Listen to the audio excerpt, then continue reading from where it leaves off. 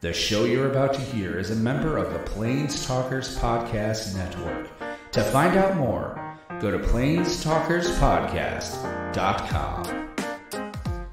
Plenty of decks don't get to draw 3 cards for 1 mana. Well, I mean, all the good ones do. Hide in your basement and play on your computer. That's been my dream for years, and I'm finally getting to do it. These things are freaking rare. And which is good, because perfectly honest, I think they're ugly. Yeah. Hi, I'm Jake. And I'm Matt. And we are Cantrip Cartel. We're proud members of the Planestalkers Podcasting Network, and we're here to talk Magic. Matt, how you doing today? Oh, pretty good. Typical Tuesday. You had the day off, spent it playing video games. Still on Final Fantasy 11. It's the American dream. Take a day off of work, hide in your basement, and play on your computer. That's been my dream for years, and I'm finally getting to do it. So I was playing Final Fantasy 11, and then there was actually some... I had mentioned a few weeks ago I'd played Gloomhaven Online. There were a couple issues with the game where I talked about like advantage and like buffing your characters and how those weren't perfectly lined up with the board game. Well, they actually just patched that. So like nice. So Gloomhaven got a little bit better. I'm having a blast playing Final Fantasy 11, leveling a Red Mage for anybody who's listening still working on gearing that out. And I've also started tinkering around with Geomancer, which is a support class and can do some incredibly powerful things in the game. It's a support class. It buffs your party, and it can do some very strong status effects to enemies, and it does it in like an AoE around itself. So like you stand somewhere and everyone in that circle just gets buffed or debuffed, and if you get a couple of them, you can do some stupid broken stuff. Is it better than the wizard just killing everyone on the map every other turn? Well, this is 11, but one of the things people do a lot is they'll get 2 Geomancers, and a Samurai can just literally just solo things. Because they'll just debuff its magic defense, and it'll use a couple weapon skills and do a skill chain, and that skill chain will literally max damage for the game. And so is max damage a number, or is it just 99999? It's 5 9s. It's one less than 100,000, and so it's just like weapon skill, max damage, dead. Next enemy, weapon skill, max. So that's pretty funny. So that's the class I started to mess around with today. Gotcha. So.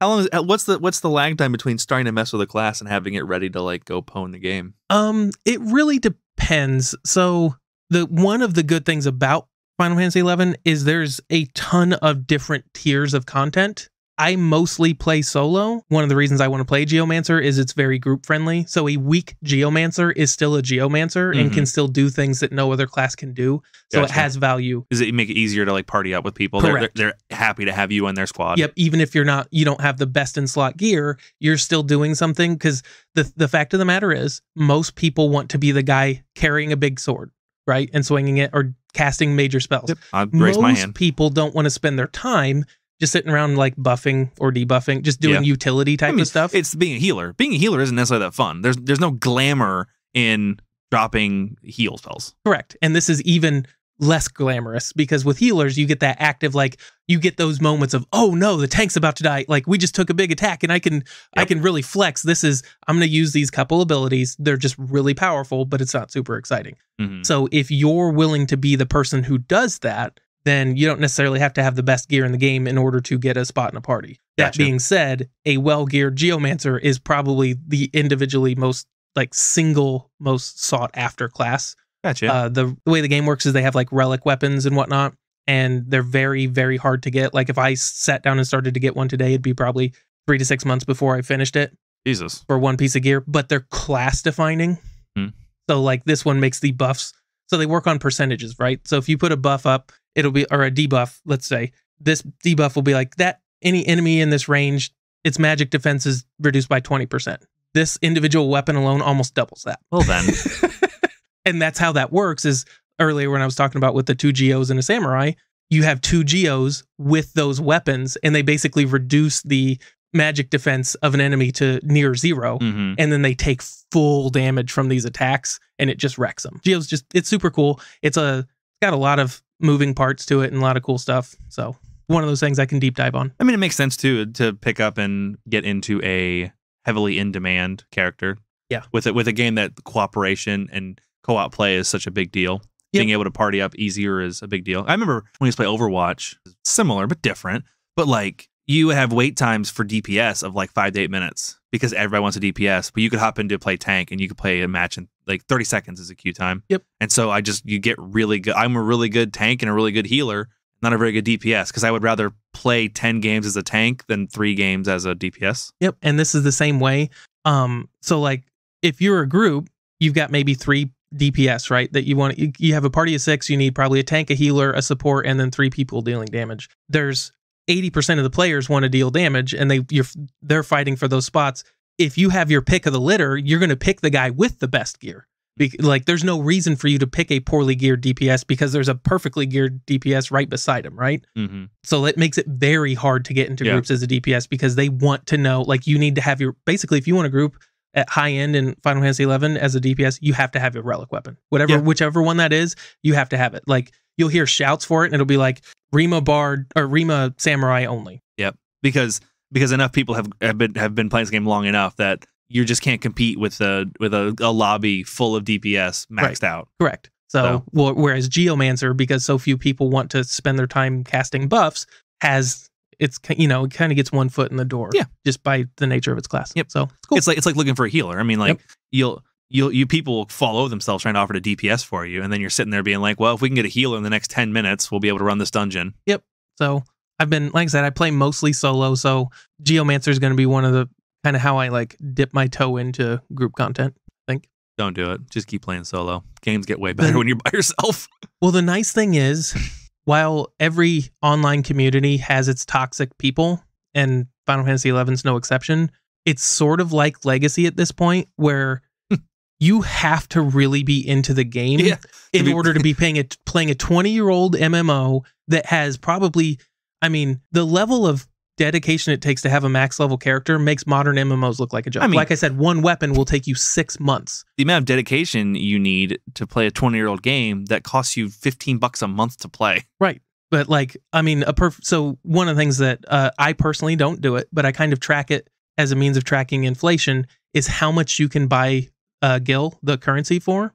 So if you wanted to put together one of these weapons and you just straight up bought the Gil, and there's other requirements too. So you probably have 20 or 30 hours worth of grinding you can't skip, plus another $500 worth of Gil you'd need to buy. That's how much you'd need to farm to get one of these weapons. Gotcha. Like it's a huge commitment of time and resources, and most of the people that play anymore are on that level of commitment, and they're not really assholes. There still are, but like most of the people are really welcoming because they just want people to play with. It weeds out the punk kids. It keeps out the riffraff. Yeah.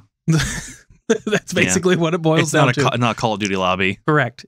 You have to be really serious about the game. Now, the flip side of that is they expect you to do your job. Yeah. They have high expectations. I don't want, not that I think, anybody's going to run out and play Final Fantasy 11 on my recommendation, but there are stepping stones. Like if you get in a group, a guild, they're called link shells, but if you get in a guild, you can find a guild that will walk you through endgame and help you gear up. Like it's not like you can't group, but if you're expecting to just hop on and just do the highest level content, you're not even, people are just going to kick you when they check your gear, and they can look at your gear. Yeah. Any player can examine another player's gear. So yeah, it's fun. I've been having a blast. I love it. I'm glad. How you been doing? Been doing good. There's been some movement in the chess game. So I haven't talked about it very much for a couple weeks. I haven't been pounding it as hard. I watch some videos regularly. I do some puzzles here and there, but I haven't really been like pushing on it really hard.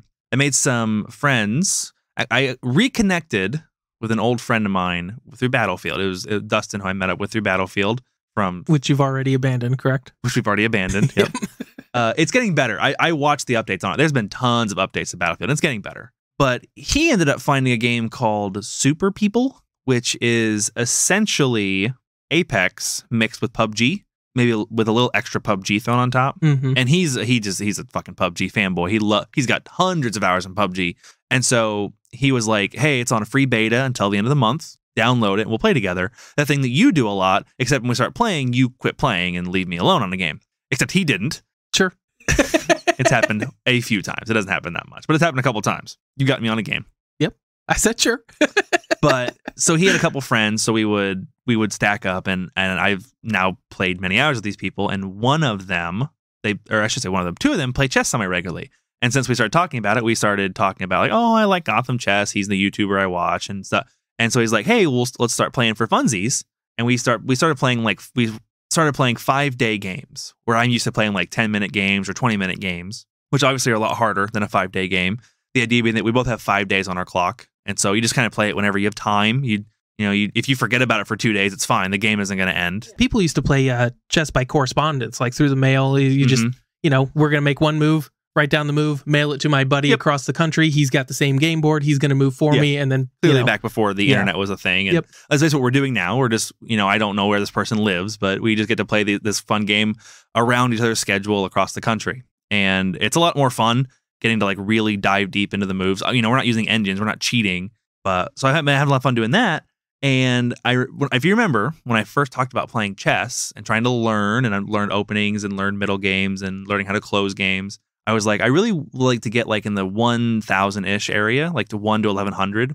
And that's based on the games that I see Gotham Chess review. He does a cool series called Guess the ELO. ELO is the name of your ranking on chess.com, or maybe in Chess in Total. I don't know shit about chess. I'm learning. But your ELO is your global ranking essentially, and he would do a game where he would do a series where he watches a game and then he tries to guess what ranking these people are. So he'll watch them play and he'll like making fun of their silly moves, their mistakes, and be like, "Well, this seems like a 1,200-ish level player." Yeah. And so based on like what I was seeing from like 800s and 1200s and 1600s, I'll probably never be a 1600 or an 1800 or even a 1500. Takes a lot of work, and I don't have time to commit to that.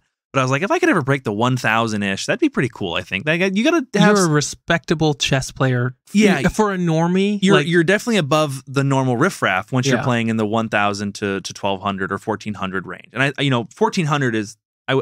13 to 14 is probably like the big jump where it's like that person is good at chess. Well, yeah, and I imagine it's the same thing with every rating. The higher you go, it's more difficult to get from 1,000 to 1,100 than it is to get from 900 to 1,000. Yes. So I play a lot of chess online, but I play mostly against computers because I just don't like playing against people. I like playing at my own speed.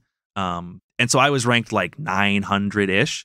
After playing a few games with my friend who was ranked like 1,250, I'm now sitting at like 1,200. Nice. And so that might be where I kind of settle in, is between like, honestly, I'm probably between like 11 and 1,200 is where I'm supposed to be. And I've had a couple lucky streaks winning against him. But that was a really like cool feeling over the last week to play a couple games with him, actually have like some really good exchanges go my way where I planned some stuff out and it worked, and then got myself into a couple pickles and had to think my way out and was able to, and which is always kind of like a little confidence boost.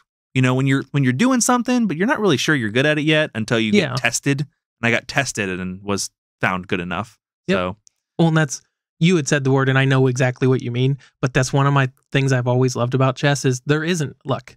Mm-hmm. You're either white or black. There's a coin flip involved, and there's mistakes. There's mistakes. There's no lucky draws, and there's compounding mistakes. Yep. But there's no like, He my opponent just hit runner, and now I'm dead. Yep.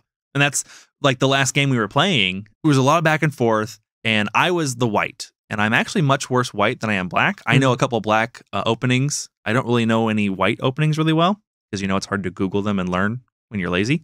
Yep. So I playing as the white, as the game was going into move like 10 and 12 and 15, like nothing, no exchanges had happened. Nothing had happened. But just looking at the board, I'm like, he's taking a lot more space than me. He's setting up attacks. I can see where he's moving, and I'm just kind of turtling up. Mm-hmm. And I was starting to get really worried. Like, I don't know if this is going to work out for me, because when these attacks come to fruition and he starts really putting the pressure on, I don't know if I'll be able to fend him off. And he basically made one mistake. That's all it takes. Yep, that allowed me to essentially take a knight and fork his king and a rook. And so turn my bishop into trade it for a knight and a rook. Oof. And yeah, that gave me a decent point lead that I was able to ride to victory. I know just enough about chess to I know what you're talking about. My ELO is 0. Yeah. I've never played a competitive game of chess in my life. I played it as a kid. Do you know how the pieces move? Yeah, I know how. Yep. I know how all the pieces move. I know the basic strategy of developing your pieces, planning attacks, covering pieces, controlling the center, like that kind of stuff, like basic tactics and whatnot. But I've never played a competitive game in my life. It's something I've always wanted to dabble in, but just never did. Because there's a lot of chess is something. If you can get good at chess, you can take those principles and apply them to other parts of your life. And that's mainly why I would do it. It's the game itself isn't terribly interesting to me because I do like, well, it's fun to like never lose to bad luck. It's also not as fun to never draw the top deck you need. Yep. Well, you know for a fact at the end of the game, it's like, I just got beat. Correct. And I played poorly. Like if you play against if I was to play against you, you would probably beat me game after game after game. Probably. And probably for the next 20 games. Yep. Until I start to like figure it out. Yep.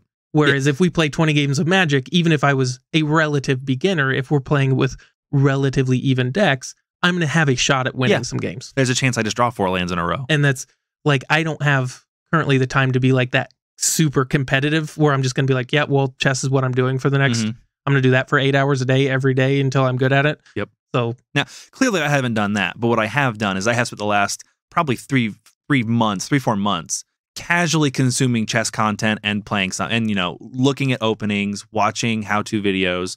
I do learn a lot just by watching chess be played and listen. Now, what's perfect about watching Gotham Chess is I get to watch. He's not a grandmaster; he's an international master, but he's almost a grandmaster. Watch almost a grandmaster evaluate low-level play a lot because most of what he evaluates is the 800 to 1400. Because shockingly, that's where the vast majority of his audience rests. Yep. So he makes content for them. So getting to watch a professional critique a beginner's chess games, I learn a lot from that. Yeah, you can get huge amounts of improvement. Yes, I look at the decisions that a player makes versus what he recommends and how to transition board states and what he tells you to do. And he's speaking about the kinds of games I'm playing. So I've learned a lot from him. And it isn't like I didn't just start playing. I've only played like, let's say 10 games of chess, but I've spent months learning and practicing chess, doing my homework essentially. Yeah, and I've kind of settled into this nice, probably 11 to 1200s where I should probably rest now. I have a longer learning curve for most things. So like I'll typically get better than a lot of people at stuff, but it takes me much longer to get to mediocre or even what I would consider good. So like I just don't have the time to do another thing. Yeah. It's one of the things, like there's probably a shit ton of people who they've always wished they got good at chess. Like if you're like a gamer, especially, I like board games and whatnot. Yeah. Chess is just one of those games that, well, chess is kind of the game. Yeah. Like it's one like chess is like one of the original games people think of when you're like, oh, I want to play a skill testing game. Because Magic is a skill testing game, but people don't think of Magic. They think of chess. Well, chess is also basically free. Yeah. It costs $20 for board. You could play chess with paper. Yep, you can. I mean, in fairness, you can go to chess.com and you can make a free account. And you can play chess with random people all day long forever. Yep. So there's almost zero barrier to entry. Zero barrier to entry, and there's no cap. Like you'll never be perfect at chess. You're as good as you want to be. Yep. Well, now that we've done about 20 minutes on not Magic, sounds about right. Before we get started this week, I do want to give a shout out to our mothership show, the Plains Talkers podcast. Will and Aramis record a standard and commander-based podcast every Monday around 7 p.m. Eastern Standard at twitch.tv/Plains Talkers podcast. I always recommend everyone that's looking for a little more Magic content in their life, check them out. They do a really good job of putting together a really nice show. It sounds good, it looks good, and they have a great rapport, kind of like me and Matt. They're good friends, and they have a lot of fun just talking about Magic. If you ever like watching any Commander product, they do Commander Craft on Wednesdays at the same Twitch, and you can even play with them if you join their Discord, discord.plainstalkerspodcast.com, where they'll take, basically on like Monday and Tuesday, they'll kind of ask for volunteers every week, and you can play Commander with them over webcam on Spell Table. And it's a lot of fun. Matt and I have both done it. It's actually really easy to play. It's not as good as playing in paper, but it is playing some fun Commander, and it's really fun, and I recommend everyone that wants to check it out. And while you're on the Discord, you can actually come check out our Cantrip Cartel page.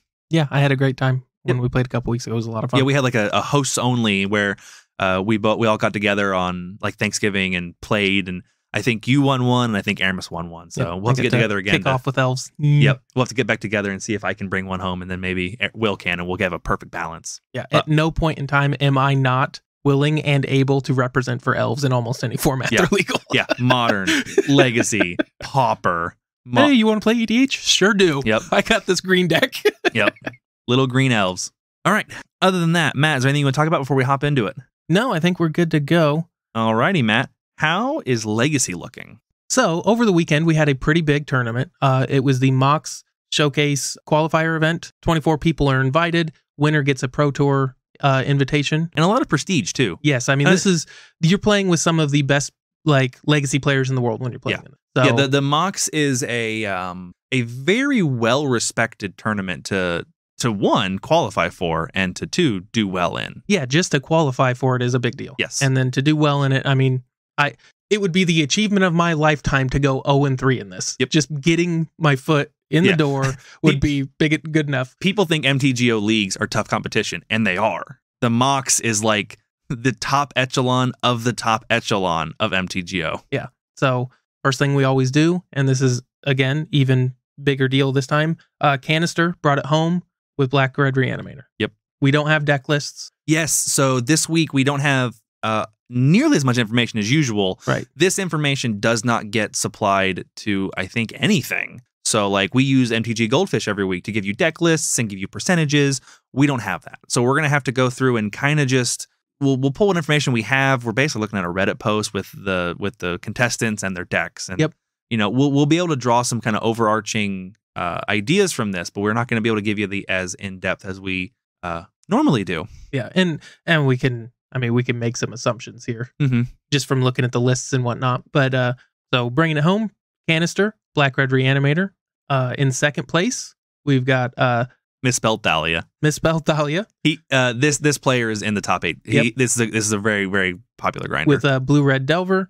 Then in third place, we've got Binu, Blue Red Delver, and then in fourth place, we've got Julian playing Elves. Good job, Julian. I don't know if you listen to this podcast anymore, but we were both really happy to see your Twitter post. I'm super excited that you did so well. On that note, though, as far as the Pro Tour invite goes, so they give out one.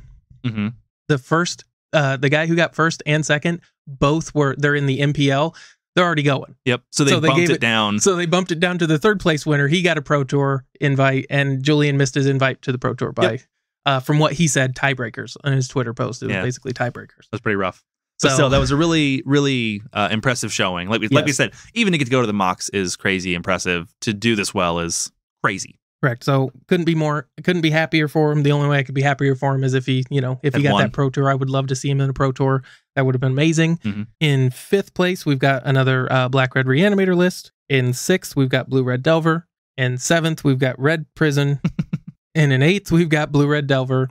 And then in ninth, we've got Blue Red Saga. And again, the only reason I went to ninth is just to kind of drive that point home. Half of the top 8 is Blue Red Saga. Or Blue Red Delver, sorry. We talk about the metagame every week. I don't really know how much there is to say about it that we haven't said when half the top 8 is effectively one deck. Yep. So we saw that last week. Last week we saw in our top 8, we had 8 Blue Red Delver decks. Or sorry, we had half of the top 8, 4 Blue Red Delver decks in the top 8, and we actually had a fifth in the top 10. Yeah. The meta seemed to be pretty inbred, at least when you're looking at the top players playing the top decks. You look at the 5-0 lists every week, and those lists kind of look diverse. You see a lot of really cool 5-0 lists. Leagues are much lower stake, and so people doing a lot more jank and a lot more fun in leagues. But when you get into even to the high stakes tournament of a challenge, you start to narrow down into a much more fixated metagame. And then you bring it to the MOCS, which is just 2 tiers above that, and it just boils down to much deeper to a much more refined metagame. Yeah. Case in point, did you remember what Julian said on his post on like his prep for the tournament? Yeah, go ahead. Well, what he said is he prepped to beat Blue Red Delver and Black Red Reanimator. Yep. That's what his deck, he said he built it. He built it with beating those decks in mind. I built my list with almost singular focus on Blue Red Delver and Black Red Reanimator, which put in 6 of the top 8. Yeah. Yeah. 7th was him. Yep. And 8th would be the Red Prison deck. Yeah. I do actually have Julian's list. Is one of the very few lists we have access to. And so, one, Julian's our guy. We both love Julian and his content. And it's also, I think, the only list we have access to at the moment. Matt may find another one, but we'll go through this just for fun. So a top tier Elves deck built to beat Blue Red Delver. Yeah, so looking at the list, kind of stuff we want to talk about would be the highlight cards. Endurance and Scavenging Ooze in the main. Endurance obviously has some splash damage against Delver, but that to me, you want Graveyard Hate in the main that's searchable. Yeah. Again, Endurance is good against both. Scavenging Ooze is not crazy uncommon to see in the main. I've seen Scooges in the main of Elves decks. Anymore. It's atypical anymore. Oh, okay. I must be a little behind the curve then. Because I remember seeing Scooges in main decks, but I used to run it all the time. Endurances, I'm not used to seeing those in the main. Those are usually pretty solidly in the side. Yep. He's got the white splash for Archon. Mm-hmm. That makes perfect sense there. And then his sideboard is 100% what he's talking about. So you got 4 Thought Seizes, 3 more Endurance, which is just a great card against both those decks. To bring the full 4 of in. You got the Assassin's Trophies, which are pretty typical, just to kind of catch all. Force of Vigor, Collector Oath, and then 2 Carpet of Flowers. Yeah, the Carpet of Flowers are going to be, that's big your Delver. Pickups for Delver. Yeah. And then in the main, just to jump back a little bit, this is a Reclaimer list, not a Nettle Sentinel. That is pretty atypical for Julian as well. To bump in, again, weaken the Glimpse turns to power up the Inevitability, which makes sense if you are looking to play against the tempo deck where you're going to have to sacrifice your speed just to stop them and force through. Yeah, I'm guessing. I'm not going to speak for Julian. Well, yeah, and I mean, if you look at his list, he's got Reclaimers, and he's got 1 Bajuka Bong, but he doesn't even have the typical, like, there'll be, when you have Reclaimer, you usually have a couple sideboard cards like Caracas or, whatever. More searching to lands. Utilize your Reclaimer. He just really wants to be able to either hit Gaia's Cradle or Bajuka Bong. Yep. That's what you're reclaiming for. But this is the cool thing with Reclaimer, though. It is frequently a 3/4, which is actually a very good card against Delver. Yeah. We've talked about that shit's all over Ragavan. And Elves is a good grindy deck. Yep. Like, if the combo plan is a solid plan A, but plan B is also just outvalue your opponent with a couple turns where you draw 4 or 5 cards, play a bunch of 3/4s and expendable 1/1s that draw more, maybe start drawing extra cards with Elvish Visionary and just beat face over the course of 5-6 turns. Absolutely. Especially with Grist and Endurance coming in just to have more top end, another 3/4 with Reach, and Grist to just pump out insects. Mm-hmm. Pump out insects and remove any problem. Like, I mean, how safe do you feel when your Blue Delver starts going through his graveyard? It's like, cool, cast Murktide. My turn? Yeah, I'm going to remove 2 loyalty and kill that. Correct. I have main deck answers for that. Uh-huh. I've got grindy value. He's searchable with he's fetchable with Green Sun Zenith. Yep. So just having the 1 of there is great. I love Grist. He's an excellent addition to Legacy, in my opinion. To me, he's perfect. He's the perfectly designed Planeswalker. Like, not to say that he's the best one, but as far as design goes, just having him as a 1 of. He does some utility stuff. He doesn't, typically speaking, take over a game. I tell you, it's not fun to play against him. I'll tell you what, when you start, even though they're just 1/1s, but just cranking out a 1/1 a turn, it feels debilitating sometimes. In certain matchups, it can be, and especially against, typically speaking, you play control decks. So when you're playing a control deck, you don't have just a ton of answers for Planeswalkers. Yeah, I don't. So not only is it a Planeswalker, so it's difficult for you to answer, it's making threats. Yep. So it's a Planeswalker that's actively putting pressure on you, and that's why Grist. My plan is to answer cards 1-on-1 or 1-for-1, and this 1 card is making 2, 3, 4, 5 more cards that I have to deal with. And just sitting there, like, you get a couple insects out, and then you're like, well, now I can't commit any creatures to the board because all he's going to do is sacrifice an insect and kill it.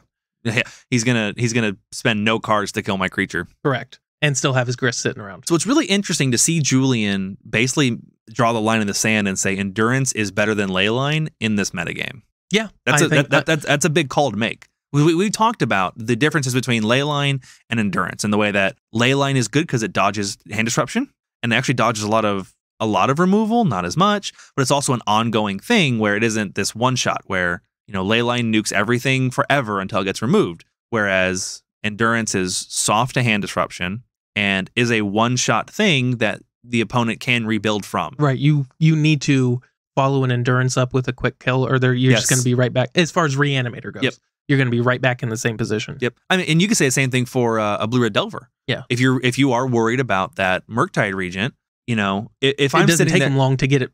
If I'm sitting with my Leyline of the Void, I'm not really worried about it. And we'll use Reanimator because it's been showing up so much. I'm not really scared of Reanimator at all, as long as my Leyline is out, because there's nothing you can do other than going Dark Rit, Grave Titan, which is possible.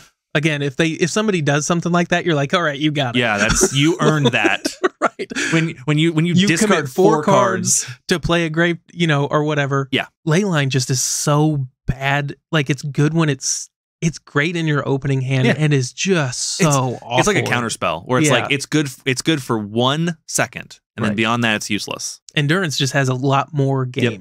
And, it hedges a lot more in the blue-red Delver side, I think, because Endurance is just an incredible beating in that it bodies almost every single threat blue-red Delver has to throw at you and walks away from it. It'll eat a Ragavan, a Delver, and a DRC. The only thing it doesn't eat is Murktide, and we have other ways to deal with that. Yep. And on top of that, if you combine that with those Reclaimers, the odds you have a 3/4 sitting on the other side of the field, like on your side, pretty good against. If you bring those all in, you got 4 Endurance, 4 Reclaimers. You got a lot of unboltable creatures to just gum the works up against Delver, and just push through. You basically force them to have a Murktide. Yeah, and then all you need to do is save your ATs for the Murktide. That's it. Like you've got 4 Murktides. I've got 3 ATs. I'm going to kill it as soon as it sees play. I'm going to use Grist to kill it as soon as it comes out. I'm going to use Scavenging Ooze to keep your graveyard empty so you never get to cast it for 2. On top of gaining life and making it bigger. Right. Very possibly. Which, I mean, once Scavenging Ooze Scavenging Ooze is great in those grinding matches. Yes. Where it's just like, cool, we're going to trade back and forth. Oh, look at that. I've got 5 mana. I'm going to drop a Scavenging Ooze, eat 3 of my elves. Now I have a 5/5. Yep. A 5/5 is very good against. Don't forget Delver. You gain 3 life. Correct. Like that life gain it's just matters. It's that constant, like, okay, I'm going to take everything you've done and kind of undo it. It makes combat math way harder too. It does. When they can grow their ooze at instant speed, they can swinging for lethal is harder because they can gain life at instant speed. Yep. Like you have to start keeping track of what's in the graveyard, what's going to the graveyard. Just trading creatures 1 for 1 becomes a lot less. Like it's not a on par trade because you're giving your opponent a +1/+1 counter and a life. Correct. Like, yep. I'm a huge fan of Scooz. I don't think I ever cut him from my list. So he's usually my 61st card. Is it common to run 20 lands with 2 Dryad Arbor in the main? Yes, that's your typical. Okay. You've got a tiny bit of wiggle room, but it's usually right around either 18 or 20. And only 3 natural order. You think is that another? That's typical. Oh, okay. I thought it was a full 4 of. That's especially with the Allosaurus Shepherd. That's kind of how I used to play it. When Once Upon a Time came out, I cut mine down to 3 because you end up hitting them too often. Like, that's fair. You just don't want that many non-creature spells in your deck. And it's the other thing is it's just you almost never want 2 natural orders. It's just really nice. Like I like playing elves as a natural order deck as opposed to a glimpse deck. Julian himself is just way better at glimpse than I am, so it doesn't surprise me at all. Like there's a lot of times where he'd fire up leagues or challenges and just I've seen him a couple times just not even run natural order and just build it as a glimpse deck. Gotcha. He sides them out all the time. You told me about that, like in the it used to be before Allosaurus Shepherd, you'd side them out in the tempo or the fair matchups. Yeah. Do you still side them out against Delver with Allosaurus Shepherd, or you lean into it now? Yep. Now that with Allosaurus Shepherd, because that's why you wanted to side them out. Is typically speaking, if you're playing against a Force of Will deck, you don't want a 2-for-1 yourself because you're 2-for-1. Not only like your opponent has to 2-for-1 themselves in order to Force of Will you. And that's fine with a glimpse. But you're losing board presence. Not only are you losing board presence, but so if I fire off a glimpse and you Force of Will it, I've got 1 mana, 2-for-1, right? Yep. If I natural order, I'm losing a creature that I've already paid for. I'm paying 4 mana, and then we're even on cards. So I'm down at least 4 mana, probably 5, in order to get that natural order. Yeah. And then we're even on cards. Like it's a beating. That's huge. It's really big. So when you're playing, if you can guarantee that it was resolve or if you weren't in the, I have to cast it or lose kind of thing, like getting your natural order Force Willed sucked. Gotcha. So Allosaurus Shepherd protects a lot against that. Yep. That card's pretty ridiculous. Well, other than Julian's list, I don't think we have anything else. Perusing through this really quickly, we're going to do a little less on Legacy this week for 2 reasons. One, we have less Legacy information in terms of the big tournament we want to talk about. There was a challenge, but it's Legacy, guys. So we're not going to talk much about it. Legacy's not in a great place. I think we're going to give ourselves a little bit of a break from the Legacy meta at large. Yeah. Is there anything you see on this 24 list of decks that you think is interesting and you want to talk about? Again, we don't get to talk about really anything specific deck-wise or card choice-wise, but this was something that people brought the best of the best. Did you see anything that was kind of an interesting deck choice? It's not spicy anymore, but 8-cast being played and doing reasonably well. I saw that.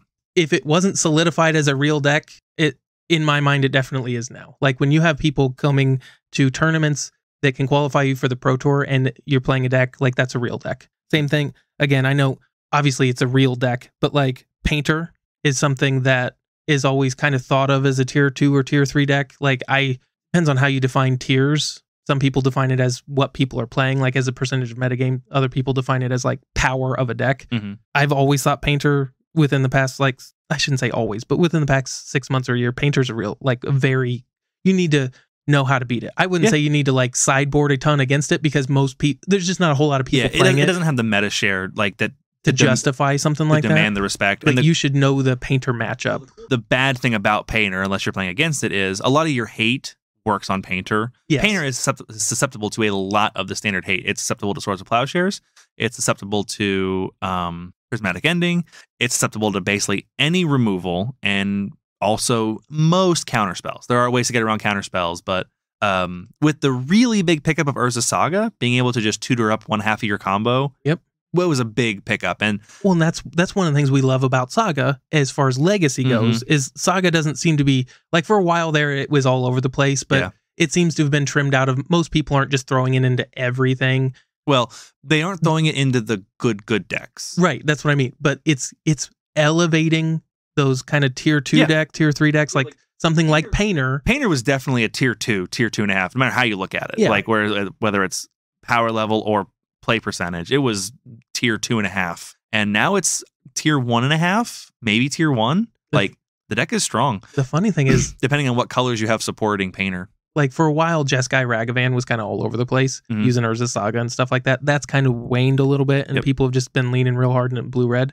I'm kind of curious how much more dominant blue-red would be if it wasn't for Urza Saga. Because like then all those other decks just kind of lose a bunch of, they lose a lot of percentage points, and blue-red is just sitting right where it would be. Yeah, if you can match blue-red Delver card for card and get into the mid game where your Saga start taking over, right, where that's huge. Yeah, until they drop a 2-mana 8/8 and kill you in a turn. Basically, if anybody who's listening that doesn't already know this, if you look at this, you should know the ins and outs of every deck list on this list. Like if you go to the Reddit and look at the 24 on here, you should know how to play every single one of these matchups. So for reference, we're pulling off of McWinsauce, one of our boys who we love talking about on our top 8s, posted a thread in the MTG Legacy Reddit where he has kind of culminated this list of decks, and in the comments there's all kinds of information about them. But we're tapping into his link, and I agree with that statement where if you are trying to become a Legacy player, if you want to be in the Legacy community, first of all, we're happy to have you. Welcome. We love seeing you.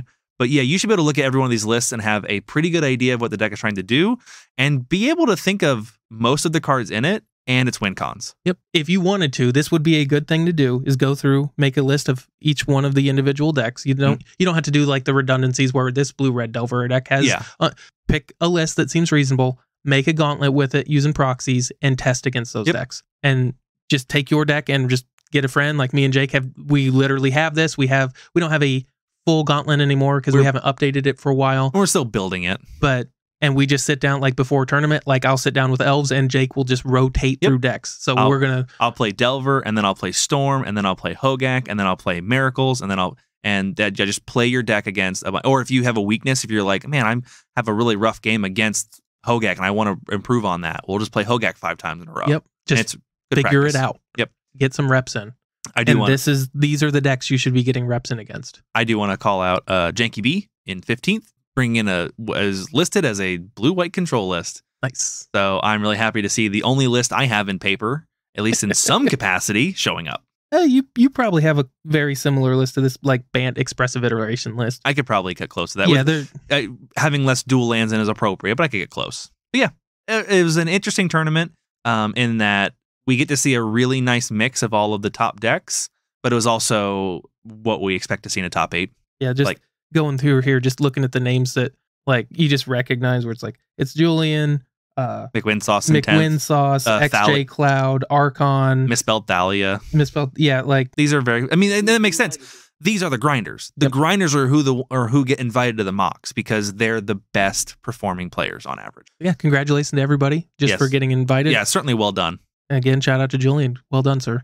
So for Modern this week, we had a Modern Super Qualifier. So obviously it's a little different than a Showcase Qualifier. It's a little different than a Challenge. It's one of the 14 different kinds of events MTGO can host. As opposed to a MOCS Super Qualifier. As opposed to a MOCS Showcase Qualifier. This is a Modern Super Qualifier, and I don't know what any of those mean.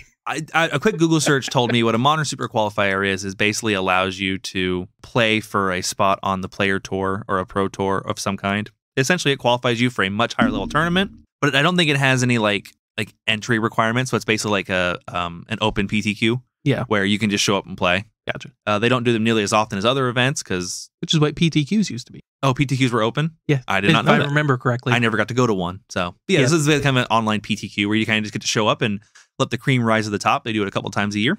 Yep, you do a PTQ, and then if you won, you got an invite to the Pro Tour. Yep. You get a blue envelope. And I don't know if this gets you into the Pro Tour, quote unquote, but it gets you into some pro level event. This is a high stakes tournament again. So that's why I'm going to cover this over the challenge we had on Sunday. I think this is a lot more relevant. And this might have been on Sunday. I'm not exactly sure when these happened because I know that I've seen some names from the Sunday challenge also showing up from the Super Qualifier, so I don't think they happened at the same time. Yeah, and Wizards is awful about uploading the dates. I'm not super positive, but we're going to talk about the qualifier this week. First place was JV7777 with Crashing Footfalls. I wonder if he plays Final Fantasy. A list that we haven't seen in a while, putting up really good numbers. So therefore, probably a month or two, right when this podcast started, Crashing Footfalls was kind of dominating the meta, and it dominated for a long time, where it was putting up 2 or 3 lists in every top 8 Saturday and Sunday.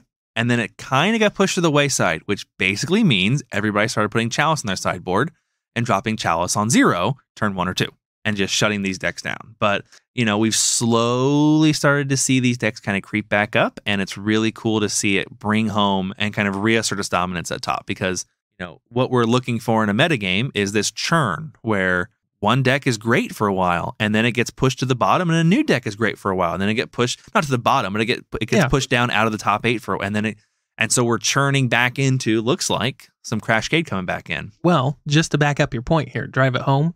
In the top 8 of this, there were 3 total Chalice of the Voids in sideboards.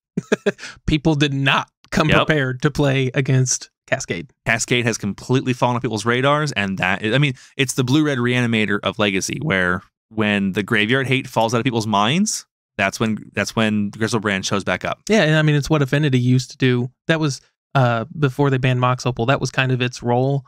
It wasn't dominant, but it would do the same kind of thing where it's like, okay, everybody put their Stony Silences away. Time to spike a tournament with Affinity, and then everybody's like, oh, we got to do this again, and they bring in their stuff. And so looking at this list, I don't see anything. We've talked about this before. I don't see anything crazy in here. Running these cascade effects is very limiting on deck building because you can't have any 0, 1, or 2 drops in your deck unless you're running something like Brazen Borrower or Bone Crusher Giant. One subtlety is cool. That's what I was gonna bring up was we do have 1 subtlety in the main and 1 subtlety in the side to help secure. I'm obviously some kind of creature mashup. It might be Primetime. I'd say it's probably there to help shore up Primetime and Tron. Tron has been picking up a little bit, and Primetime has really been picking up lately. Now, obviously, subtlety is good for any deck. I mean, it's good for Murktide. It's good. I was going to say it's very good against Murktide. I mean, I think it's okay. It's Force of Will for Murktide. It is, but so. I mean, you could just I guess you can't run Counterspell. As far as this deck goes, it's basically Force of Will for Murktide. Yeah, I guess that's true. And Murktide has been picking up, but it like you said, it basically hits anything somebody wants to tap out for. Yeah, you don't want to drop. There's a couple decks right now going crazy. I mean, it does hit. It can buy you that essential turn against the 4-color the Omnath decks, the Elemental decks.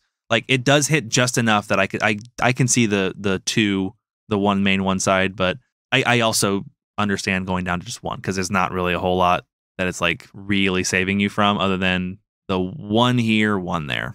Yeah, it's more than likely, and this is the most obvious statement in the world. It's in there primarily just because you're not allowed to run anything better. Yeah. So it's just this is the best thing I can do to answer these cards that still doesn't get hit by Cascade. And I would agree there. And I think that to me is the perfect thing about that card. That's where those cards should exist. I love the fact that cards exist like that, where it's just it's a very good card in a very narrow window. and it's not seen everywhere. Because you've got 3 Fury to clean up all the small stuff. Like you're not really worried about the Ragavans, the Esper Sentinels, the even the Hammer Times, because you've got Fury to come in and clean up just stuff on the board. But the subtlety's there for things that Fury can't get. Yep, and subtlety is also so the one of the things to keep in mind there is with Brazen Borrower, you don't want to think of your subtlety as a 1 of, you kind of want to look at it as 1 of 5. Because while it does counter it, Brazen Borrow is also one of your answers for Murktide and Prime Time and stuff like that. Yep. Where it's just like bouncing it, just a cheap little tempo answer to get it out of the way. Yep. Just to buy you time. Yep. So you're just like, I need a couple more answers for those big spells. To force your 4/4s through. Yep. To force your 4/4s through. Second place was a Orchov Hammer Time list. So we're definitely sporting in my opinion, the superior version with Lurrus. Yeah, it doesn't. There's one Thoughtseize in the main. I wouldn't call it spice. Running Thoughtseize is probably never spice, but that doesn't seem very typical. Briefly looking over this list, I don't see anything crazy in here. We have all our endings in the side. One Thoughtseize in the main is kind of new, I guess, but like this looks like a pretty stock list. This looks like a pretty standard, just chock full of 4-ofs. It is running the new, it's not new at this point, but Ingenious Smith is kind of the new addition that has just kind of become stock in these decks. The ability to dig 4 deep for any equipment, and then just the fact that it gets obnoxiously large every time, or at least once a turn on your turn, giving it a +1/+1 counters for playing an artifact is very easy to do. Yeah. Is Portable Hole standard? Yes. Okay. I figured it was. It's a very good card. I wouldn't say it's like in every single one, but it's not at all uncommon to see Portable Hole out of these lists, just because it's a relatively solid cleanup for the early game. I always like to call out cards that I just think are just very well designed, even if they're not super powerful. Portable Hole is a very cool card. Is super flavorful. Like, just I don't bring up flavor a whole lot, but Portable Hole is super flavorful and just it's super flexible. Like it's a card that's just not. It's just a really well designed card. Yeah. We were really excited about Portable Hole when it got spoiled out of the D&D set. It got spoiled quite a bit early. Yeah. And then just the vastly superior Prismatic Ending got printed, and like Prismatic Ending is borderline probably too good for Magic. Portable Hole is like excellent. Portable Hole is a limitation that there should be on essentially a 1 mana removal spell that hits any non-land permanent. It is the limitation that it needs. Yep. Yeah, I love that card. It's cool. Third and fourth are Grixis Shadow lists. So Grixis Shadow kind of maintains its top tier seat in terms of just kind of dominating the meta lately. We're putting up, kind of like we talked about, where Crashcade put up 2 or 3 lists in the top 8 for weeks and weeks and weeks. Grixis Shadow is there. Everyone's playing Grixis Shadow, and it's just always in the top 8, and it's gonna be. And it looks like there almost for a little identical bit. lists. Yep, and identical list, even what we've seen. Like, obviously, these lists probably play with 1 or 2 ofs that I'm missing, but these lists are almost identical to what you see in a Grixis Death Shadow list and what you expect to see in a Grixis Death Shadow list. 5th place was another Hammer Time list, but this Hammer Time list is actually splashing into green. So we've got Lurrus and Ancient Stirrings. Not something I see super common. I have seen it before in Hammer Time decks, but it is not something that I kind of expect to see. So Ancient Stirrings in the main, obviously just going and getting most anything. It's kind of like a better version of the Ingenious Smith, which oddly enough, it is taking the Ingenious Smith spot in the main deck, but just allowing you to dig 5 cards deep instead of 4, and you can get lands off of it if you ever wanted that out of your thing. Yep. Yeah, it's just kind of interesting to look at the two. That's what I've been doing, is just looking at the 2 Hammer Time lists, just comparing them.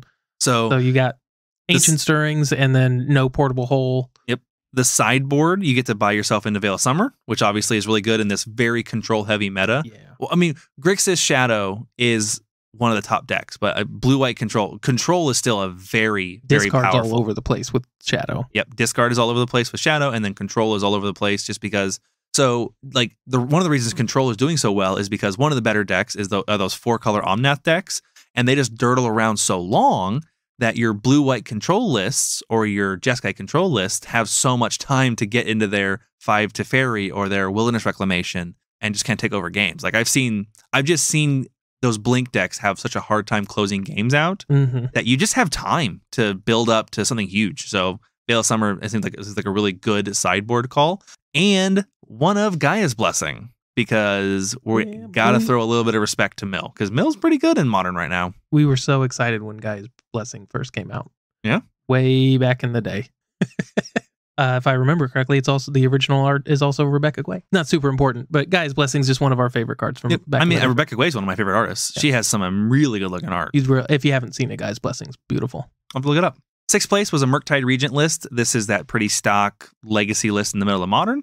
You're running almost the same threat suite for Channeler, for Ragavan, for Murktide, and then just worse removal and worse counterspell and worse cantrips in the main. It does have 2 Blood Moon, which kind of drives home the point with these like 3 and 4 or 4 and 5 color. Blood Moon has definitely lists. Been going up in popularity and stock lately, just because mana bases are getting really greedy in Modern, and so you're starting to see a lot more decks running Blood Moon that can afford to run Blood Moon, especially in the side. This one even running it in the main, which is, again, we talked about it a few times, but just that's why currently I think Modern is just really in a good spot. Is like these greedy mana bases are coming in, and so people are just pivoting to Blood Moon. Like currently there just isn't anything. There's a couple things that are a little bit questionable, but there's nothing that Modern players haven't been able to solve when given a couple weeks in order to do it. Yeah, you see a lot of these lists kind of shuffle back and forth a little bit, but the top dog and what is like putting up multiple lists a week changes on the month. Yep. Absolutely. I mean, that churn is what people are looking for. Like, just because Grixis Shadow is the best deck for the last 2 weeks doesn't mean Crashcade's been bad. Right. Like, if you own Crashcade, you can still go play and you can still top 8 a challenge with Crashcade. In fact, the fact that Grixis Shadow is super popular means you're, again, more likely to do well, because now nobody's rocking their Chalice of the Voids. And, once you're running, when Crashcade hops on top, doesn't mean that the 5-color Blink deck sucks now. It just...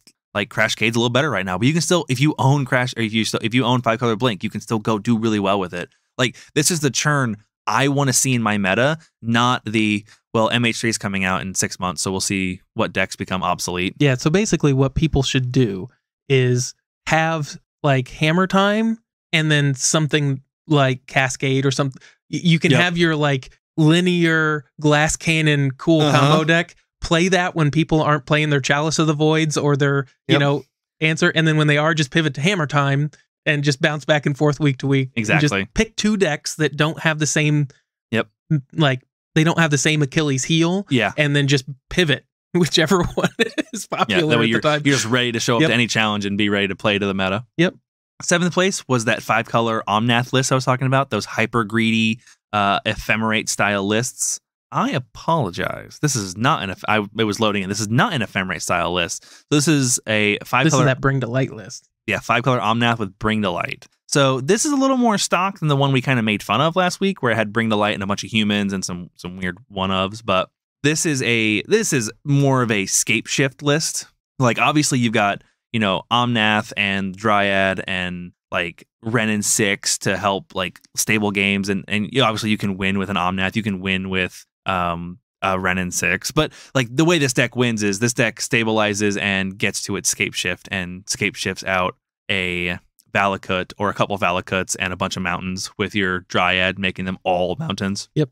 Yeah, that's and then Bring to Light, obviously, like we said, just a good way to filter through your deck and find whatever you need. Most likely it's going to be scape shift. The piece you need, it's probably scape shift a lot, but it's also probably Dryad a lot, depending on what you have in your hand. So I'm going to do a little self-own here.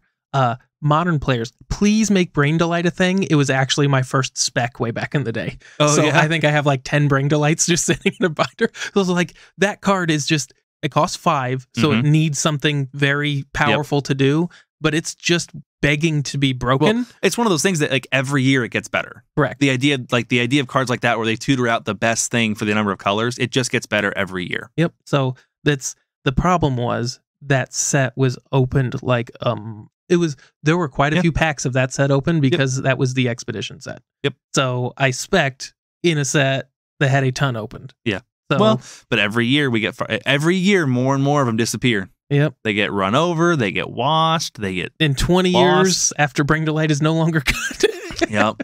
When we're all playing Alchemy and everyone sold their paper collection 10 years ago. Yeah. So yeah, keep bringing your Bring to Lights to the tournament. 8th place is our more traditional 4-color Blink list with our Yorion, our seven elementals, Eternal Witnesses, and 4 ephemerates. Yep. So this is pretty stock compared with what I've seen.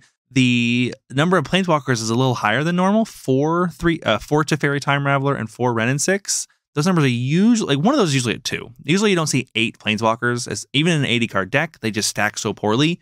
You know, your second Wrenn is kind of garbage unless your first one gets destroyed. But yeah, but Wrenn and 6 is just so good in this deck. Wrenn and 6 is really. I mean, Wrenn and 6 is just good. Period. Well, it's just being able to repeatedly reuse your fetches in a 80 card 4-color deck. Yeah, never missing your land drops. Being able to remove. I mean, there's so many X1s in the format. Being able to throw 1 damage around is so powerful. And then you have just your huge top ends like Omnath, Eternal Witness. Relevant. This one is not running a Time Walk. Or not Time Walk, but a Time Warp. Yep. So we don't have the infinite turns loop in here. We're running Eladamri's Call kind of in its place. So the ability to tutor up whatever creature you need when you need it. Which, again, Eladamri's Call pairs so well with Fury and Solitude. The ability to just go get the thing you need, and if you have to, use it right away to not die. Yeah. Other than that, I don't see anything crazy. It is hilarious to point out the one Emrakul, the Promised End, in the side. Yep, well, you don't want to lose to Mill.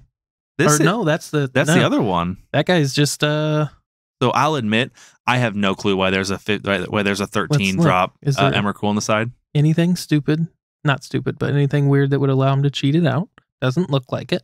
So, well, I imagine the thing. That's a hell of a top how end. I look at that is your games are going to go long. Yeah. Delirium type stuff is everywhere. Is that your mirror breaker, you think? Because so realistically, he's going to cost 8. Mm-hmm. Between land, instant, sorcery, creature, and planeswalkers are everywhere too, right? Mm-hmm. So getting 5 card types in your opponent's graveyard is not an enchantment. And enchantment, like artifacts are everywhere. Yeah. So like getting 5 or 6 card types in a real long game, making him cost 7 or 8.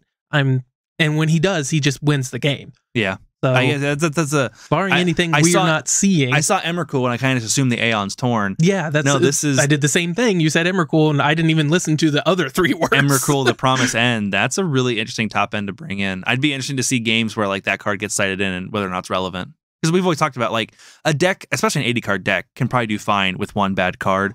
A sideboard can definitely do good with 1 bad card. You know how he's getting that out? Omnath. Oh, getting to double up on mana with a fetch land. Yeah. Yeah. So you need. I mean, but you still need, 8 lands out and then crack a fetch? Well, I mean, it's a combination of things. I guess yeah. So if he's reduced to costing 8. He's reduced to costing 8, then you have an Omnath fetch. You could play your 5th land, crack a fetch, and you have a mana left over. Boom. Wow. That's hilarious, and I love that. That's the best way to cheese out an Emrakul I've ever seen. Oh, yeah, that's so good. Points to Zack Attack 23. That's pretty cool. And the one of makes perfect sense with the Eladamri's Call. Yep. So he's one of in an 80 card deck, and you only go get him when you absolutely for sure can cast him. Yep. That's cool. That's super exciting. Well done. We're getting a little late in our episode for meta recap, so let's run through this meta summary and these cards really quick, and then we're going to hop into our final topic of the night, which is actually going to be the Kamigawa kind of sneak preview we got. Yeah. So metagame summary. 22% with Hammer Time, 7 decks in our top 32. That's kind of a lot for Modern. Usually you don't see any deck breaking the top, breaking 20% of the meta, but I'm not surprised at all that's Hammer Time. Hammer Time is kind of colloquially just one of the most popular best decks in Modern, and it has been for a while. It's not to take away from the deck at all. It's also one of the cheaper decks. Yes. It's the cheapest tier 1 deck. Especially online. So it's going to be, online it's 350 tickets. Like, only Burn is cheaper, it looks like. Yeah. Between 300 and 500 tickets is pretty freaking cheap for a Modern deck, especially in the world of Solitude, Fury, and Urza Saga. Yeah, so it's kind of like Death and Taxes and Legacy, where it's going to be a little overrepresented just because it's a little cheaper. And that's not to take away from the deck, but it's crazy good too. Or any pilots who use it. It's just you're going to have a lot more people playing it. Yep.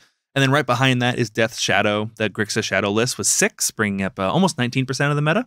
And then we've got 5 decks. This 4-color Blink kind of Yorion deck with almost 16% of the meta. So this meta kind of congealed around a couple archetypes a lot more than usually we see. We usually see maybe one list in the 6 or 7 decks, and then a lot of like 3s and 2s. Whereas with this, we have 7, 6, 5, and then a bunch of 2s. So this week kind of congealed a little bit more.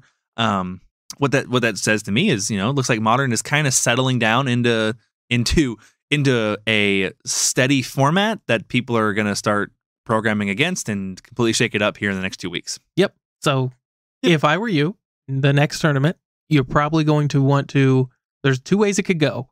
Either you're going to see a ton of Death Shadow again, so you want to be able to beat Death Shadow. Yep. Or you want to be able to beat the deck that beats Death Shadow. Yeah, like that's what you need to be bringing to the tournament is either, be ready to beat Death Shadow or counter program against Death Shadow's weaknesses. Yeah.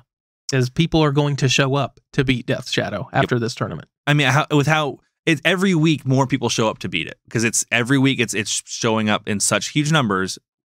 5 more people go, I'm not losing Death Shadow this week, and then eventually Death Shadow is going to get its butt kicked. Maybe I just need to trade my Sagas and something else into Ragavans and build Death Shadow. I would highly recommend not buying Ragavans yet. I don't think he's here to stay for long. I don't know if he'll go anywhere in Modern. But once he leaves in Legacy, the price is going to drop quite a bit. I bet a lot of Ragavans are being held by Legacy players. Most played cards, this is pretty standard. Expressive Iteration, Mistress Bauble, Prismatic Ending, Ragavan, and DRC. Almost the same as every week. Like, these numbers definitely don't change very much. And that's kind of sad to see. Top creatures, Ragavan, DRC, Solitude in 3rd, and Esper Sentinel in 4th, with Memnite 5th. Top spells, Expressive Iteration, Mistress Bauble, Prismatic Ending, Unholy Heat, and Teferi Time Raveler, the 3-fairy, and 5th. The most played cards definitely don't change very much at all. Creatures look pretty similar. Solitude's kind of moving around in there. Esper Sentinel and Memnite, those are always there. And with the most played cards, those are also pretty common. I think there's a few more Teferis here than normal. All right, that's all I've got for Modern this week. Why don't we bump over into the announcement that we got from Wizards about Kamigawa, which I think is, I wonder how much of it was planned and how much of it was spurred by the sudden leaks that happened. So over the last week or so, we had, and a lot of people don't talk about leaks, and so we're not going to give these guys a ton of validity, but we had some pictures kind of posted to Reddit of someone had somehow gotten a hold of a couple Kamigawa cards. Yep. And then, 3 or 4 days after those went up, WOTC came out with an official, mini spoiler session for Kamigawa, the set that doesn't come out until, February 28th, February 27th. So there's typically, speaking around this time, there's a little bit of a, downturn in card prices and interest in Magic. You got the holidays and stuff like that. So I could see them wanting to generate a little bit of hype going into Christmas.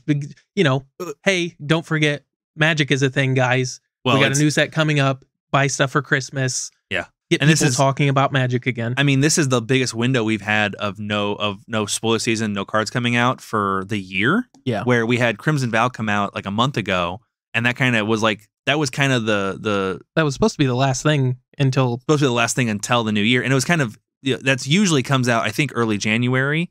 I can't remember what set that was supposed to be, but it wasn't supposed to be right after Innistrad. That wasn't supposed to be right after the fall set. They kind of took one of next year's sets and smushed it up. Mm-hmm. So we were set to have a really long break, especially by modern printing standards, and that completely got shook up with, hey guys, here's 4 new cards and the basic lands you get to look forward to. Yeah. So just really quick, Matt, since the Kamigawa Neon Dynasty, I think I've been saying it wrong the whole time. That's fair.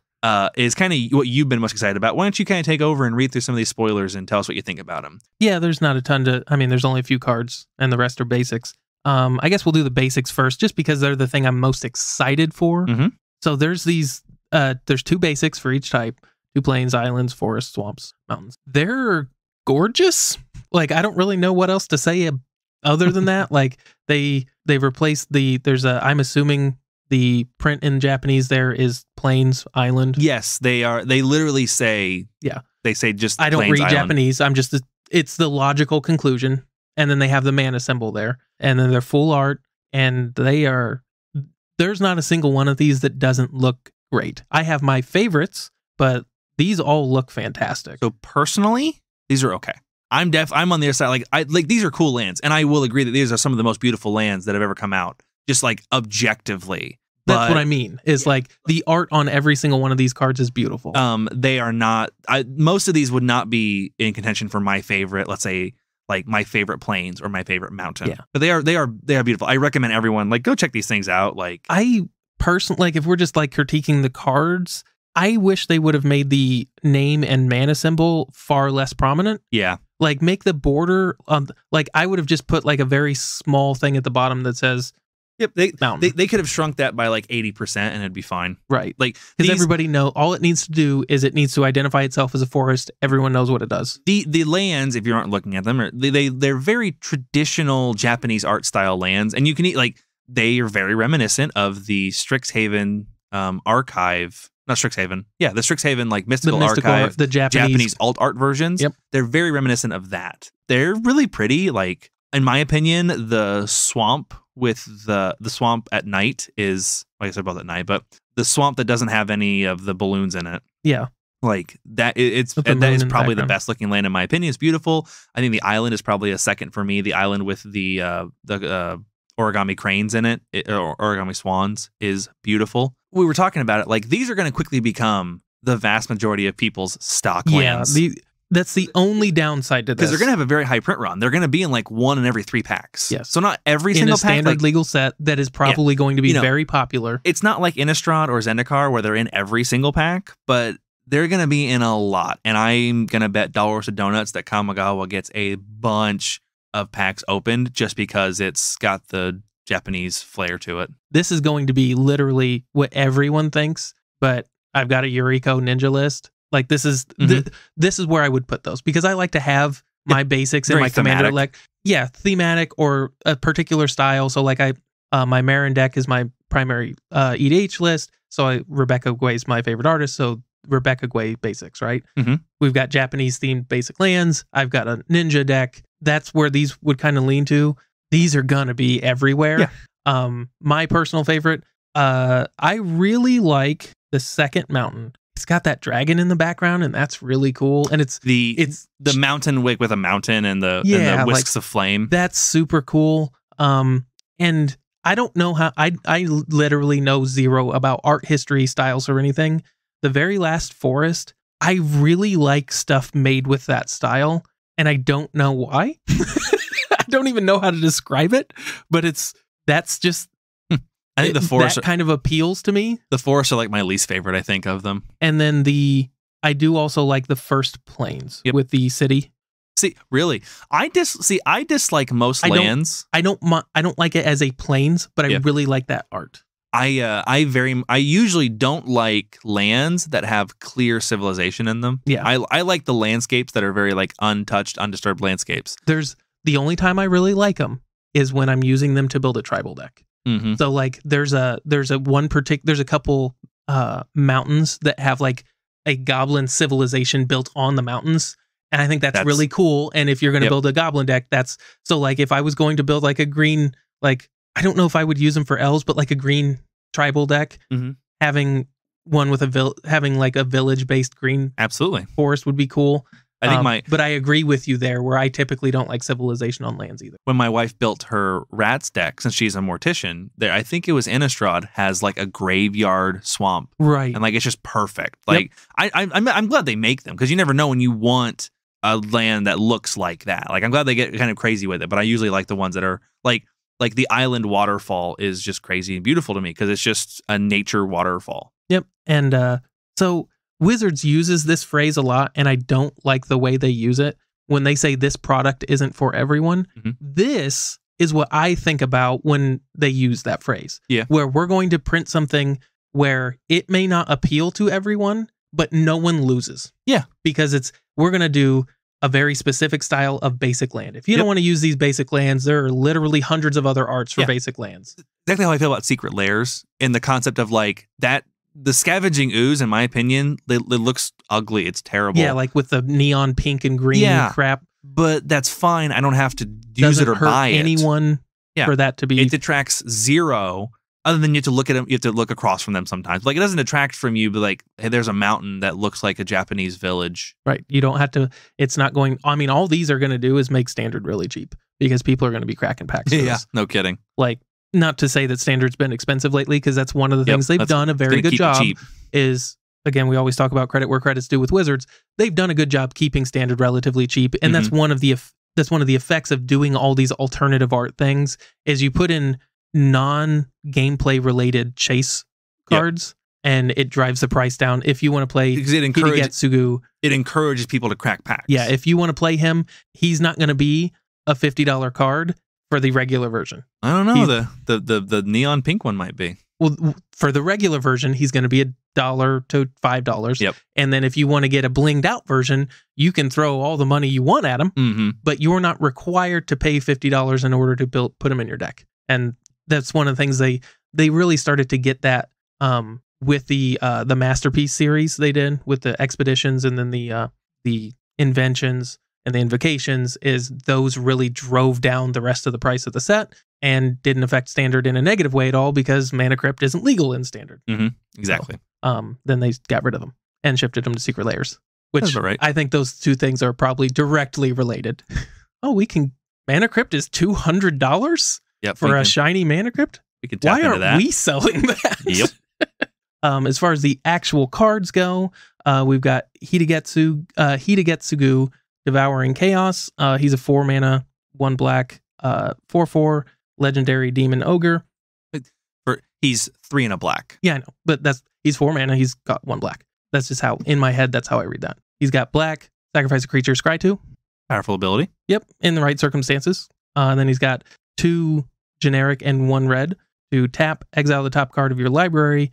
You may play that card this turn. When you exile a non-land card this way, he does damage equal to the exiled card's mana value to any target. So the first thing that popped up for me and Jake was Worldly Tutor up an Embercool on top and then dome somebody for... I think Draco costs more, doesn't he? Draco's a 16. Yeah, whichever. Yeah. Worldly Tutor up a giant and a big and punch face with him. The thing that I thought of with Emrakul isn't Through to the Breach or something? Isn't there are already red decks that run him, right? Trying to cheat him in play. Yeah, there's a Through the Breach deck in Modern that could play him. Yeah, so... I don't know what they were thinking about with this card because like the mana cost and the secondary ability on its face kind of scream Commander to me. Well, but it also isn't because it's target. It's not like each opponent or anything. So like it's not a very good Commander card. And with the way Standard has been, it's not a very good stand. A 4-mana 4/4 that you can do something next turn isn't that good either. No, realistically, unless... So the way I see this happening is this guy sees almost no play anywhere unless there's some weird ass combination that either hasn't been spoiled yet, doesn't exist yet, and comes out in the future, or nobody's just seen yet because there's, we're nearing holidays. There's spoilers that weren't everywhere. So, there's not as many eyes on this yet, but unless there's some like hidden tech where somebody just breaks this, I don't really see this card going anywhere. Yeah. 7 mana and a turn to do something, just to draw to pseudo draw a card, maybe dome your opponent for a reasonable number would be like 4 or 5, right? Unless it's a land, like. But I mean, the problem is this card has 2 conflicting things going on. You're paying 3 mana. You want to you don't have a ton of mana to cast the card on top. Whatever you exile, if it's big, you get to swing for a bunch, but you don't get to cast it because you have to tap out to use it. Yeah. So kind of weird. And he taps, so you can't even attack that turn. Yep. And he doesn't do anything when he ETBs or dies, so he's not good in multiples. Not nearly as good. Yeah, that's a very, very strong drawback. So he's just not a very powerful card. Now, that being said, one of the reasons we don't think he's very powerful is because Magic players have gotten super spoiled with power creep. And for sure. I mean, if this card existed back in the day, he does a lot. He's just not very good in the context of modern design. Exactly. Now, what he did do is he did give us a taste of the new showcase printing they're doing, which is not exactly showcase because there's different showcases. Yeah. Moving back into, we're looking at 7 or 8 different printing versions of a card sometimes. There's currently spoiled 7 different arts for this card. Yeah. Not arts, but different versions. So there obviously is a kind of a promo showcase art where he has a different pose and he looks a little different and it's different. What they've added onto that is another level of rarity and coolness where it has these neon color streaks of red or green or blue or yellow to kind of differentiate it again as a new hyper rare, hyper special version. What's weird about these is this new foiling process is going to be hyper rare and then escalate in rareness. So I'm going to read off of Wizard's page here. So these will be prized finds for players and collectors, and 3 of the colors will be found only in Kamigawa Neon Dynasty collector boosters. Less than 1% of boosters will contain a neon ink card. there are about half as many green ink cards as blue ink cards, and a quarter that many red ink cards. So if there's X number of green ink cards that are only in 1% of collector boosters, there's half as many blue ink cards than, yeah. Other way around there, right? So if there's... What is it? Where does it start? So if there's 100 blues, there's only 50 greens, and then there's only, 16 reds? No, a quarter of 50. Yeah. Yeah. Yeah. 13, 14. Yeah, math 12, is not my strong 12 or suit. 13. Yeah. 12 or 13. Like, incredibly rare. So that would be, hypothetically, if you opened up, 10,000 collector boosters, you'd get those numbers because it's 1%. Or it'd be like, so you open 1,000 collector boosters? Yeah, so you have to open 1,000 boosters before you can start doing 100 of them. So, yeah. These things are freaking rare. And which is good, because perfectly honest, I think they're ugly. Yeah. So Heartless Hidetsugu is, I don't know, I don't see him being a chase. Even the rare version, I don't know why you chase him down, but if they end up printing a really broken or really good version, this is how I would rather them do, essentially expeditions. Yeah, I mean, that's basically what Heartless it is. Hidetsugu will always be cheap. Sorry, this isn't Heartless Hidetsugu. Sorry. Hidetsugu Devouring Chaos. Yeah, Heartless would be expensive because he actually sees play. Sorry, I'm thinking about, actually OG Kamigawa. Yeah. But if Hidetsugu becomes good, the original, the boring one, will always be cheap. And if you have the money to blow and you want a pimped out deck, you can chase down the hyper rare blue one. Oh, there's one more thing. The yellow neon ink treatment is available as a promo at WPN premium local game stores. Gotcha. But so you can hunt down these hyper rare, hyper premium versions if you want to. And if you don't care, you can go grab a regular one. So it's related, but doesn't really matter. Somebody got to pick their favorite color because somebody decided which color is going to be the most rare. Mm-hmm. Someone was just like, you know what? Red is the best color. So it's going to be the most rare. How'd you like to have that job? I was trying to think. So the order is, the order is green, blue, and then red. That's I think that's very video gamey though. Green, blue, red. Green is usually uncommon, blue is usually rare, red is usually mythic. That very easily could have been the way they did it. That to me feels very video gamey, but also doesn't mean anything. There's very little rhyme or reason to this, as far as I know. Right. So we're talking about the exact same art with different. Yep. Just literally just different highlights of different colors. That's 100% purely subjective. It looks a lot like, it's like if you're playing a video game and you can change the trim color on your car. Yeah. It's just change it the exact same. You're just changing the outline coloring of him. Interesting. The whole thing, to be perfectly honest, seems very silly to me. It seems very Yu-Gi-Oh! Pokemon-esque where we're just trying to make as many rare versions of a card as we can. Yeah. And when I was listening to the MTG Goldfish cast, and I believe it was Krim was talking about how he had at one point used to be a card sorter, and he said sorting for Yu-Gi-Oh! Was the worst thing ever because Yu-Gi-Oh! Has 13 different forms of rarity for the same card. Yep. Because there's hyper rare, and there's hyper gold rare, and then there's premium rare, and there's super rare yellow, and there's super... And this is kind of what we're approaching with this style of printing, where we're going to have the same card has 13 different kinds of rarity. Dude is going to love this card. He's going to build an EDH deck around it and have to drop $500 because his favorite color is also red. Yep. That's what this boils down to. I would learn to like blue really quickly. Correct. Or you could do like me, like I do, and I actually prefer the original card frame. Uh-huh. So the further we deviate from that, the less I want it, typically speaking. So I look at that and I go, well, the only one I'd actually really want, if I was going to play this card, I would buy the original version, just the basic version. He'll be $1. Yep. So good enough. What else do we got for Neon Dynasty? We got 2 more cards. Yep. So there's 2 more cards. There are some unofficial spoilers, just some leaks out there. Which could be real, could not be real. Yeah, I don't want to talk about cards that could potentially be fake. I don't really care about the politics of it all, but we don't know that those cards are real, and I don't want to waste anybody's time. And this set comes out in 2 months. I'm not really worried about it. We'll get spoilers when we get spoilers. So if those cards eventually, if they do become confirmed, we'll talk about it. But until then, I don't want to talk about potentially fake stuff. This is a waste of time.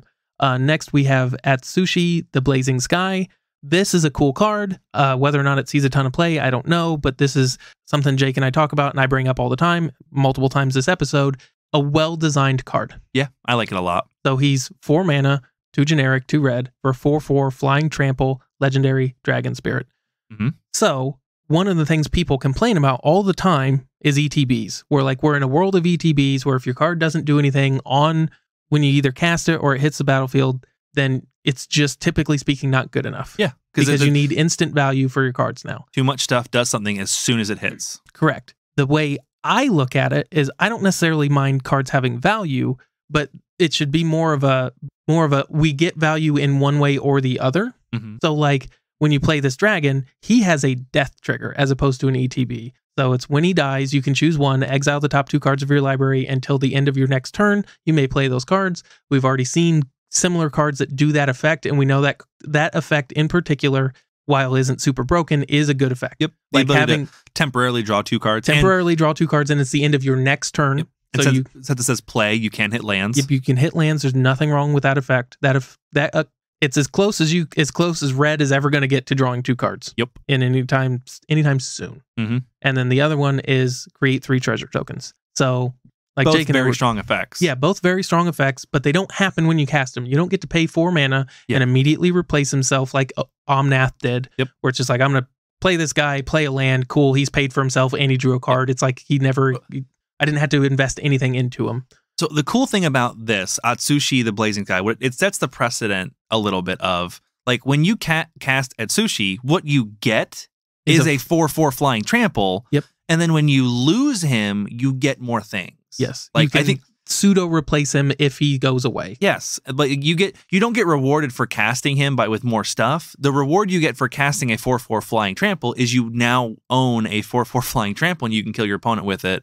Like, I think that card design would just, like, I think Magic would be better if more cards follow that design. It'd be far more interesting. Like, and it also creates, from an opponent's perspective, it creates some issues where it's like, well, if I want to deal with this, they're going to get something as well, rather than, well, if he, just as the first one that popped in my head, Primetime. Obviously, with Primetime, you need to kill him one way or the other because it's got that attack trigger. Yeah. But, like, when he comes in, he's already got value. So, like, he's already done his thing. You need to kill him because he's going to keep doing more of his thing. Whereas this, it's like, well, if I don't kill him, then they don't get that. So there's going to be points in the game where it's better to not kill this. And that's a choice your opponent has to make. Where if you're, for whatever reason, say your opponent's hellbent and the 4/4 is just not relevant, you don't kill it. So because you don't want to give your opponent more exactly cards. And he stacks really well, where if you draw your second one, you can just play it, choose one to keep, and get your death triggers. Yeah. So it's a little bit of a a way to get around the drawback of being legendary a little bit. Obviously, this is something we should just mention. These are obviously callbacks to the original Kamigawa dragons. Mm-hmm. I mean, duh. We're in the same plane. There's going to be legendary dragons. Yep. Nobody should be surprised about this. This one currently has 3 versions spoiled. There's the normal version, the normal card. Then there's the extended art. And then there is a gorgeous alternative art. They did a really good job on the alt art with this one. That card's beautiful. Has like him like coiling around, like looking at you, like all like badass looking. As Jake and I talked about earlier, before the episode, as far as the aesthetics go, I'm a big fan of the Eastern, like flying serpent dragons rather than the Western, like big lumbering dragons. They both look cool, and obviously, who doesn't love dragons? But I just think the Eastern style dragons just look a little cooler. That's just a subjective thing. Yep. So I'm a big fan of these. Like that card's awesome. Just to wrap up, I think a lot of cards would work a lot better, and I think Magic would be in a much better place if Wizards adhered more to this, or at least going forward, adhered more to this death trigger instead of ETB trigger. Right. I'd like to see that. It's more interesting. It means you're not always going to get it. You either have a 4/4 or you have get it when you lose something. Right. You get something because you lost something, as opposed to just you paid 3 mana for Uro. Right. Or 4 mana for Omnath. Then you draw a card immediately. Then you have multiple other abilities. And I mean, there's nobody who plays Magic that doesn't know Omnath is busted. So I don't want to beat a dead horse, but like he is the epitome of this kind of design we're talking about. Yeah. Where he is so much value that he just crapped all over Standard for the week he was legal. Yeah. Like, I think it was banned before he ever got released, like in paper. Right. So pretty funny. It's just ridiculous. That's what they hit their, like, how far can we push this concept? And it'd be nice to see it. And they obviously are, at least to some degree, dialing that back a little bit. And again, while we do call Wizards out for their crap, I do want to commend them when they do stuff well. That is a very well designed card. super cool. I'd be happy to play that. Next up, What about Kaito Shizuki? Yep. So we've got our first Planeswalker of the set, Spoiled. He's a cyborg ninja looking dude. If you've ever played the Metal Gear Solid series, Very Shadowrun-y too. Yep. So he's a generic, a blue, and a black for a 3 loyalty Planeswalker. Beginning of your end step, if he entered the battlefield this turn, he phases out. So he kind of protects himself a little bit, at least initially, until you can generate some loyalty. So what this card showed was most people don't know how phasing works, because when they spoiled this, the internet went crazy saying that you can never attack him. Right. So phasing does not trigger ETB. When a card phases out and then phases back in, it does not count as entering the battlefield. It just stops existing and then starts existing again. It's like if you put a shoebox over the card. Yep. He's just not there, and then so he is again. when you cast him the first time at your end step, he will phase out, and then next turn he will come back, and he'll have the same loyalty. If he phased out with 4 loyalty, he'll phase back in with 4. Yep. And then you can do a thing with him, but on your end step that turn, he will not go anywhere. He is now there to stay, unless you can find a way to flicker him. Yeah. He is going to be difficult to kill. Because by the time you can attack him, he's going to have 5 loyalty. Yep. And you're going to have, realistically, you're going to have creatures out to block. Yep. So you're going to, yeah, barring it's going to be hard to kill. Go ahead and do his, what's his +1? Yeah, so his +1's draw a card, then discard a card unless you've attacked this turn. Pretty easy to do if you're building a deck he's around going to him. The obvious thing is he's going to be crammed into every ninja deck just because you got a bunch of people like me who are like, oh my god, ninjas. Yep. And just love shouting ninjutsu. Well, his -2 works really good with ninjutsu. Yep. So his -2 is create a 1/1 blue ninja creature token with this creature can't be blocked. Yep. So just dying to be ninjutsu'd. Yep, absolutely. And then is -7, which doesn't.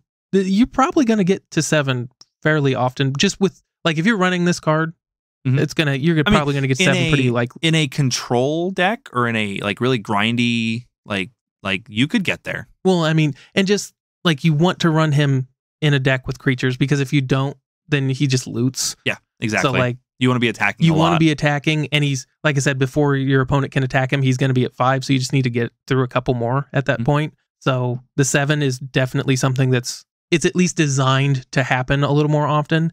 But -7, you get an emblem with whenever a creature you control deals combat damage to a player, search your library for a blue or black creature card and put it onto the battlefield, then shuffle. Yeah, that's a pretty powerful effect. Yeah, that's very cool. Tutor and then cheat it into play. Realistically, that's probably one of the more powerful ultimates we've ever seen. Yeah, there's a few that just read like if you take out the ones that effectively read kill your opponent. I mean, yeah, but as far as like, you know, you lop up those 5 or 10, right? Where you ultimate and you just win the game, like Liliana of the Veil, sacrifice half your stuff. Yeah. Sure. Okay. We lop off the top 5 or 10% of that. No, that's cool. Maybe be better than that. So whenever a creature you control deals damage, you get to just go get the ceiling is very high. Grizzlebrand's on the board. Yeah. Inkwell Leviathan's on the board. Tidespot Tyrant's on the board. Archon of Cruelty on the board. The thing about him, though, is you're going to have to commit to one or the other. So, like, I don't know how often you're running Grizzlebrand in a deck that also is going to hit 7 with this. Well, that's true, but as far as what he can do... Just pretend for a second they're both in the same deck. Well, so in my head, I look at this and I'm looking at it in either Modern or Legacy. And so, like, tutoring out, tutoring out Yuriko when you don't... Okay, cool. Yep. That's fine. Okay. Chuck it into EDH, where he's going to ultimate all the time, and you're going to get all kinds of stuff. Kaito Shizuki. Yep. Painter's Servant. Emrakul, the Aeon Torn. Good luck. All we have to do is get Kaito to 7, ultimate him. You could then attack with the Painter's Servant, deal damage, and put an Emrakul into play. There's this card that also costs 3 called Show and Tell. That's where I would start if I wanted to play tutors. This is a cool Planeswalker. Yeah, I think he's really neat. He's very cool. He's right where I kind of like Planeswalkers, especially like, so he does a very particular thing well, but he's just not a broadly powerful one like Oko or Jace, where he's just doing boring stuff. Even though he will come in almost at 5. Yeah. Now, obviously, he's boltable, and he's not boltable as soon as he comes in, but like you can hit him with bolts, you can hit him with abrupt decay, yada yada. But as far as like through Eternal formats go, you've got Unholy Heat. Yeah, through combat though, he's going to be hard to remove before he gets to 5, unless you immediately like make a 1/1 blocker. Yeah. Which again, it's also important to recognize that this Planeswalker does protect himself in a sense. Yes. You could come down, make a blocker, he phases out. Next turn, plus him, draw a card, even attack with that blocker if you need to. Yep. Like there's potential here. This is a cool 3-mana planeswalker, I think. Right. He's about as strong as I think planeswalkers should be. He's somebody, yes. I mean, as far as just relative overall, like if we're regardless of the cost, so like Karn is a good example of like just because he costs a bunch doesn't mean he sucks. But like as far as I don't think there should be a ceiling on planeswalkers, that they can't be as overall as powerful as some of them are because there's only so many ways to deal with them. Like unlike creatures you can make creatures incredibly powerful because like every set has a dozen ways to kill a creature. We've been printing removal spells for creatures since alpha. We haven't printed a removal spell for planeswalkers since Lorwyn. Yeah, that's been basically when they started. Yeah, and they used to suck back then. And basically the best one we have now. There's a couple, and there's some stuff like Abrupt Decay, which would hit them anyways. But you've got like Unholy Heat, Assassin's Trophy, Fracture's kind of cool. That's one of the things you and I were talking about the other day. Yeah. But like you just don't have these broad sweeping answers to them. There's so no there needs to be there's no destroy target planeswalker for cheap. Right. Like there needs to be a lower ceiling, in my opinion, for what planeswalkers can do. And he's about as high as I'd want to see that. Yep. Where I don't think he crosses that line, basically because I just think he's too narrow. But yeah, he's a cool card. This is my last thought for you on the episode. I will throw Wizards a lot of credit that they have shown me a lot of good card design in in what they've chose to spoil. Yep. So points. So far, we haven't seen anything. We don't want to beat a dead horse, but something like Ragavan, where it's 1 mana, has 8 lines of text, and is just boring. Yep. Good card design all around. Yep. Since we've mentioned it with the others, real quickly, we've got currently 3 spoiled versions. The face on the normal one looks a little weird, in my opinion, but the other 2 are more like anime style things. One of them is very stylized. I would say one of them looks kind of like old Teen Titans. Yeah. Like OG Teen Titans. It kind of looks like that art style.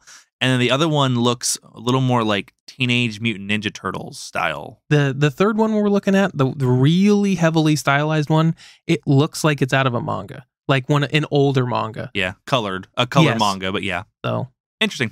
Yeah. Very cool. All right, Matt, as we come to the end of our episode, which is, of course, longer than we meant it to be, is there anything we've forgotten before I begin our wrap-up? No, I think we're good. I think that's about everything we wanted to cover today. All righty. Well, as always, I like to shout out the Planestalkers podcast. We are proud members of the Planestalkers Podcasting Network. Will and Aramis throw their show up. They do a live cast on Mondays at twitch.tv/Planestalkers Podcast around 7 p.m. Eastern Standard Time. They do a great job of giving you all the information you need about anything standard or Commander related. And you can even play Commander with them on Wednesdays around 7 or 8 p.m. Eastern Standard Time at that same Twitch location. Just hit up the Discord, discord.planestalkerspodcast.com. And while you're there, make sure and check out our Cantrip Cartel channel. If you want to reach out to us, send us an email at cantripcartel@gmail.com. You can check out our Facebook group at Cantrip Cartel, and you can even follow us on Twitter at Cantrip Cartel. Matt, is there anything I'm forgetting? No, I think you got it all. All right, well then we will see you guys next week. Have a nice night, guys. Oh, at the end of your turn, I'm going to go ahead and cast Faithful Mending and discard an Archon of Cruelty in a land, and then I'll go untap and persist. That's way better than my Frog Mike.